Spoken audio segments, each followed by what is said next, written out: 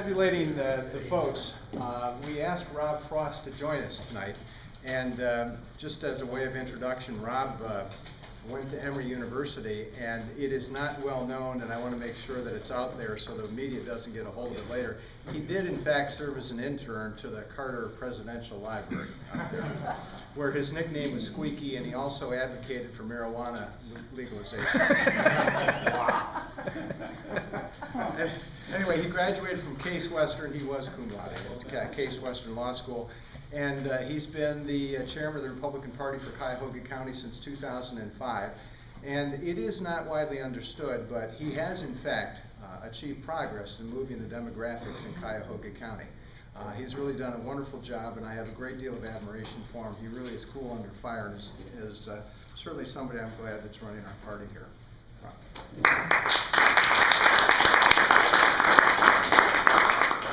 Thank you, Doug. Bob, you got it running there? Yep, got it. Thank you all for welcoming me out on this beautiful, balmy summer evening. Solon evening. Great to be out here in Solon. I got here towards the end of the speeches, and so I got to hear Howard and Mike, and of course Andrew on behalf of Merrill, and the others who I didn't get to hear. Thank you all for running and for stepping forward in leadership here. This is such a great organization. I really value those who are leading now, Bob and team out there that's in the middle of counting, and this Bob here, and all of you who've been putting this organization together, moving it forward already. So I know we're going to do some very good things in 2014, and many of you who are here are already very active with the county party and things we do. Bobby Summer and I were talking out in the hall when I first got here. She was very involved in one of the big projects that culminated in Tuesday night's county party meeting, the platform committee. One of the authors, it turned out her section was the most controversial of all, but we do have a new county platform, and that's an exercise that we go through. Well, we went through for the first time about 4 years ago, and we will go through each and every 4 years in the cycle during the off year. We did that during 2013 and finished that up.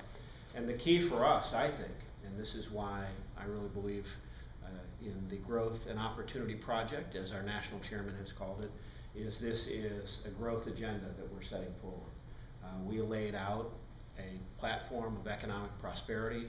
Jobs and economic development are right up front. One of the reasons I'm so very proud to see Jack Schron here, and I know he's going to be coming up after I get done. I'm hand it over to Jack. Jack, who of course is your county council representative, but running to be the next Cuyahoga County executive.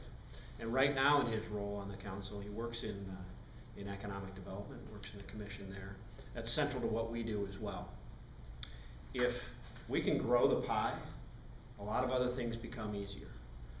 We've seen it through 5 years now of Obama, that it's arguing over a shrinking pie. It's how much can one group take from another?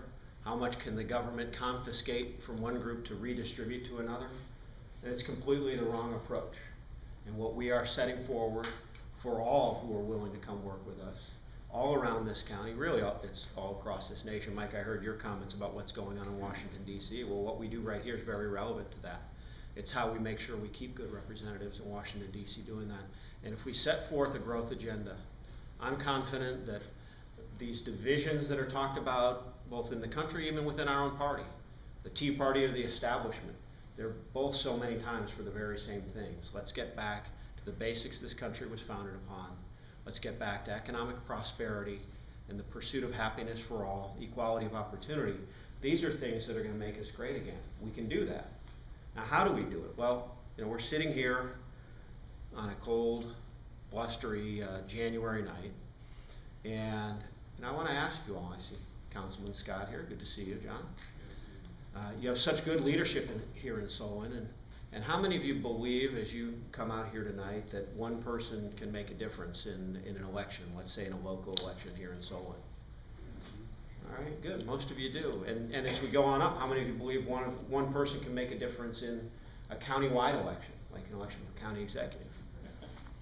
How many of you believe one person can make a difference in a presidential election?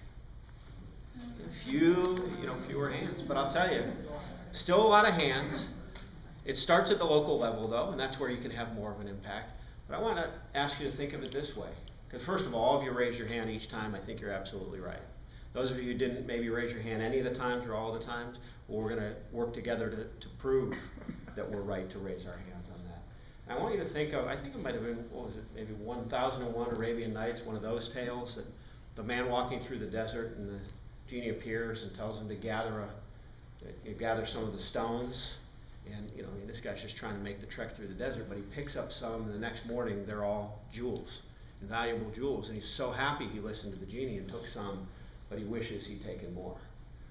Well, take that parable and almost turn it around a little bit. Those of you who said, you know, one person can make a difference. If you didn't raise your hand any of the time, I don't think anyone didn't raise their hand at all, but if you didn't raise your hand even any time, think of the person who wouldn't raise their hand and think one person would make a difference. Well, then why are you out here on a blustery January night? If you don't think you can make a difference, what are we all doing here? You know what? I bet, what is it, Thursday night? I bet there's something good on TV. You could all be doing that. It's warm in your house. You don't have to trudge out to the car again, but you all do believe you can make a difference. Even if you didn't raise your hand, you already showed it by being here tonight. But look at the other side. If you do believe that one person can make a difference, well, why aren't you doing more? And I don't mean that to guilt you. I ask that to myself every day. What more can I be doing? That's why I get in my car and I come on out here. I live in Lakewood. That's almost diametrically opposed. But you all are doing it as well. You know, and ask yourself that as we go into this year. What more can I do? It's not for me to come in and say, well, Bob, you're not doing enough. You need to do more. No. But it is for you all to say, what more can I do? I don't want to look back at the end of this year. I don't want to look back in November of 2014 or January of 2015 as I see the swearings in, the inaugurations going on of a new Congress in Washington, D.C., and see Harry Reid still in charge of the U.S. Senate, and have me say, boy, what more could I have done? You know, I could be in January and go, well, there's no Senate race in Ohio this year, so I can't do anything. I'm just going to stay at home. I don't want to see, when January 2015 comes around, that Nancy Pelosi is sworn back in as the Speaker of the United States House. Well, that one we do have a race, not just here in Ohio, but right here in Solon, with Dave Joyce's reelection. We know we can be directly involved in that. I don't want to see the margins get any narrower or lose our leadership in the state legislature. And we know that Marlene Anielski is going to have, I think, fortunately, the same opponent she had last time. You know, but I think critical right now, we know, are the two races that are central for us here in Ohio, for us here in Northeast Ohio. Governor Kasich's reelection and Jack Schron being the next county executive. And those two go hand in hand for us here in Cuyahoga County.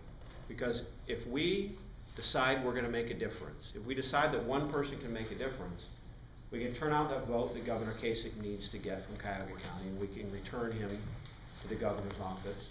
We make sure that he keeps leading the state of Ohio and brings the economic prosperity that we've already begun on.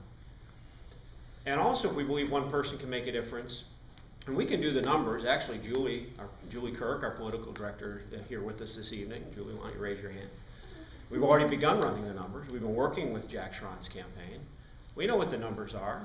We know that Jack can win this race. We know he's doing all the work every day that he needs to. Right now, doing the work as a county councilman in marathon meetings and hearings. But we know what the numbers are. And you know what it's going to take? It's going to take a lot of people like you reaching out to just one person who wouldn't otherwise vote for a Republican, who wouldn't otherwise vote for Jack Schron, who wouldn't otherwise maybe vote in November. But if enough of us turn to one person and say, I'm supporting Jack Schron to be our next county executive, and here's why. I'm voting this November, and I'm voting Republican, and here's why. If enough people will do that, and it's not that big a number, the people right here in this room, the number of votes that we can turn is enough to deliver what Solon and Southeast Cuyahoga County would need to do. And we're going to do that all over. Many of you might say, Mikhail, you're one of those, what can I do in a neighborhood not all that close to where I live? What can I do to help Jack on the east side of Cleveland? What can I do to help Jack in a community like Cleveland Heights or Lakewood, where I live, or in Parma? What can I do, outside of my comfort zone a little bit?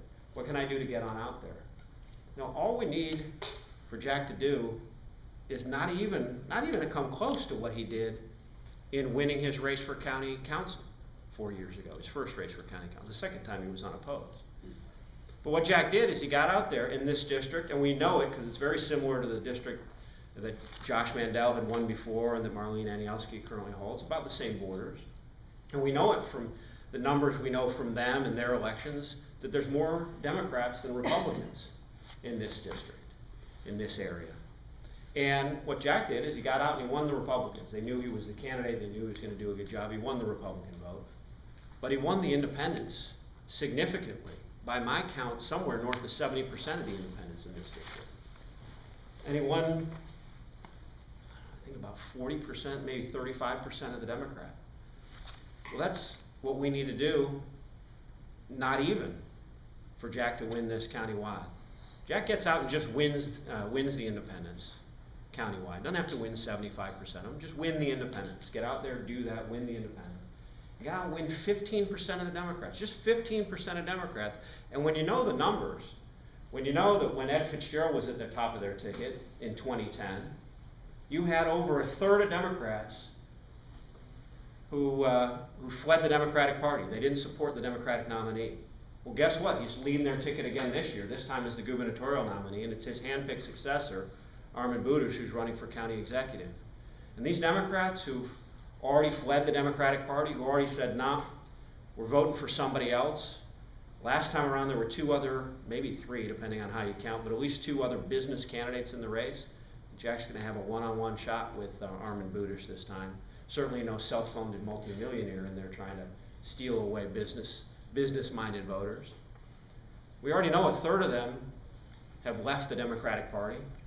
Just got to hold on to half of that and say, here's the alternative you've been looking for. That's the conversations we need to have. You all know it in Solon. Solon isn't a Republican-dominated community. You've got good, solid Republican leadership. Councilman Scott, Councilman Russo, many others here who are serving and who are working in Solon government. But it's not Republican-dominated. You've got to work with Democrats here to run Solon well. Well, it's many of you talking to many of those Democrats day in and day out, working and going door to door with what Jack is going to be doing, with Marlene and with Dave Joyce and with those teams. And we're going to be integrated very well this year in our operations. We're going to make that easy for you. The weather's going to get a little bit warmer. We're going to get out and be doing that work and talking with voters. Jack, I'm sure, has already got his registration form in for the Solon 4th of July parade, or he'll be out here with you then. We're going to make it very easy, but we're going to need you with us to do it. And I want each of you, each time during the course of this year, you know, it's like eating healthy.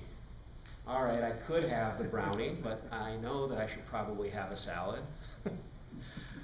Think of the benefits that are going to come with that. Well, think of it the same way. Boy, what more can I do? Remember this day that you came out on a January evening when you could have been doing something else.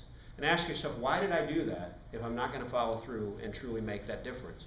What's that one thing I could do? What's that time I could pick up a pen and fill out a postcard that says back Jack Schron and send that out to a few people on my own dime, just put a stamp on it and get that word out? What's the time I could just go through my address book and have a few people who aren't as engaged? They're not on my political address book, but they're friends of mine. They live here in the community. And just send out emails to each of them telling them about an event that's coming up that you want them to be at. What's that time I could go out, maybe work with Jack and come out to that parade and walk with him and let the community see the strong support that he's got in here? Or what's that time I could get in my car and say, hey, I know you're doing something over on the east side of Cleveland. I want to be there with you. And I want the people who aren't traditional Republicans to see that the Republicans are behind Jack, and we want them to get behind Jack as well. That's the center of our election this year. Because for all the problems we see in Cuyahoga County and in Greater Cleveland, we know this is a great place to live. I think it's the greatest place to live in the country. I've been all around this country. I grew up here in Cuyahoga County. But there are problems that we're facing.